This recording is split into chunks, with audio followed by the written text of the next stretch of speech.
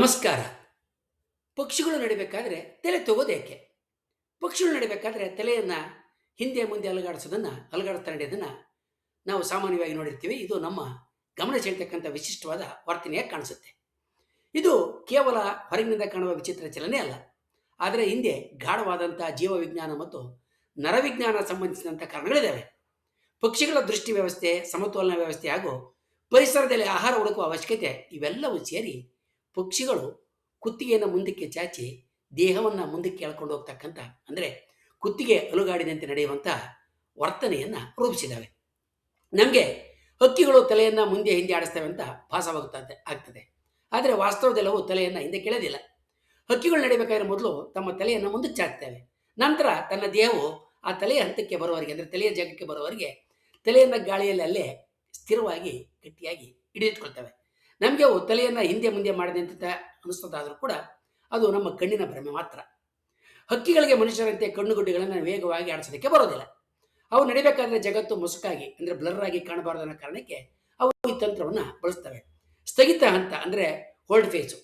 ಇದರಲ್ಲಿ ಹಕ್ಕಿ ಹೆಜ್ಜೆ ಹಾಕಿದಾಗ ಮೊದಲು ತನ್ನ ತಲೆಯನ್ನು ಒಂದೇ ಕಡೆ ಸ್ಥಿರವಾಗಿ ಇಟ್ಕೊಳ್ತೈತೆ. ಇದರಿಂದ ಸುತ್ತಮುತ್ತಲಿನ ದೃಶ್ಯಗಳು ಅದಕ್ಕೆ ಸ್ಪಷ್ಟವಾಗಿ ಕಾಣ್ತವೆ. ಎರಡನೇದು ಮುನುಗ್ಗು ಅಂತ, ಅಂದರೆ ಥ್ರಸ್ಟ್ ಫೇಸು.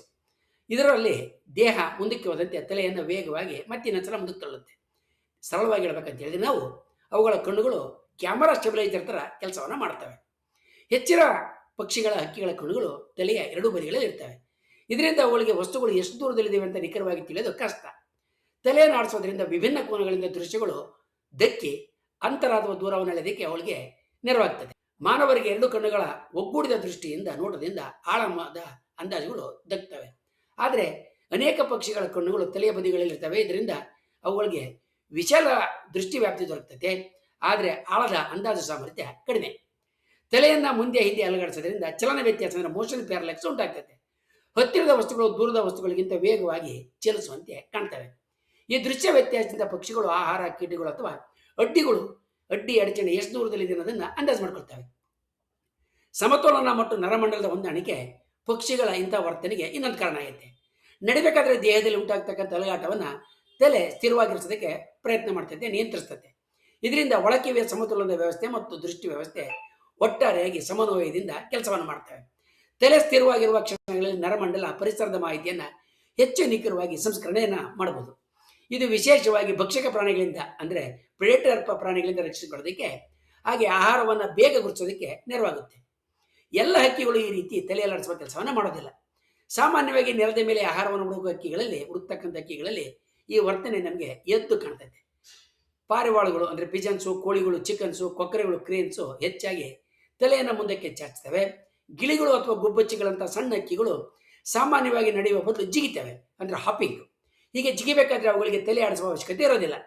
ಮರಗಳಲ್ಲಿ ಹೆಚ್ಚು ಕಾಲ ಕಳೆಯುವ ಅಥವಾ ಹಾರಾಟದಲ್ಲಿ ಪ್ರಾಣಿ ಹೊಂದಿರುವ ಪಕ್ಷಿಗಳಲ್ಲಿ ತಲೆ ಆಡಿಸೋದು ಬಹಳ ಕಮ್ಮಿ ಇರುತ್ತೆ.